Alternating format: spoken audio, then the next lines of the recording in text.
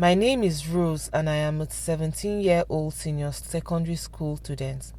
I was diagnosed with HIV 3 months ago.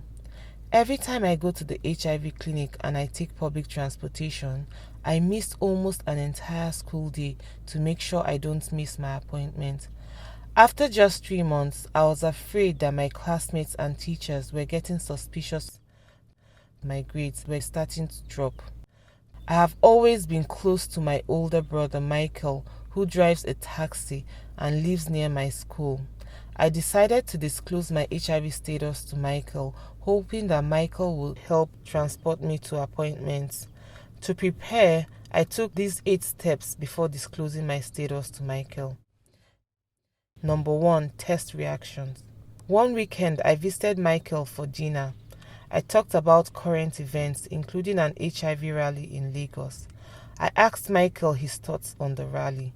Michael responded that he thought all people should have access to the health care they needed, including people that are HIV positive.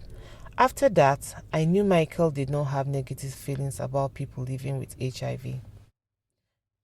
Number 2, practice the conversation. The next day, I met with the school nurse who originally urged me to get tested for HIV at the clinic. She was very supportive of me and was the only other person to know my status outside of the HIV clinic. I practiced with her the conversation I was hoping to have with Michael. Number 3, learn from others. One day, I went to the HIV clinic for an appointment where I met Emmanuel, who was 19 years old and also HIV positive.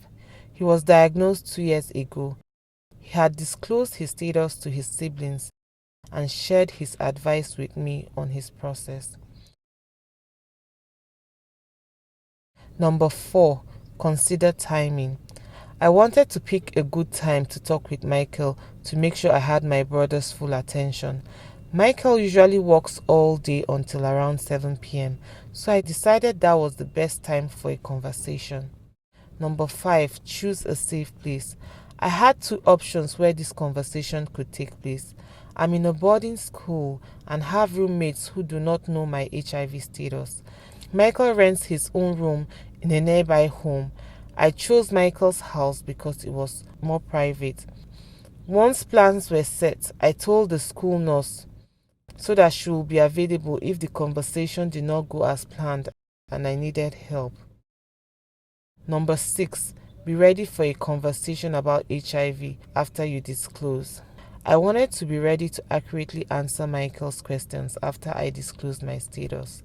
The school nurse gave me brochures with information on antiretrovirals and HIV transmission to help guide the conversation. Number 7, remember disclosure is a process. Last Thursday night, I met Michael. I told him I was HIV positive and about my transportation needs. Michael was initially worried about his little sister's health and needed some time to process the news. In the end, he agreed to help transport me to the appointments whenever possible. I knew this was the first of many conversations we would have about HIV and my health. Number 8, plan to be with people after you disclose. It was very hard for me to tell Michael about my HIV status, even though he was supportive. When I arrived back at school, I found the school nurse. We met in her office and spoke about my conversation with Michael.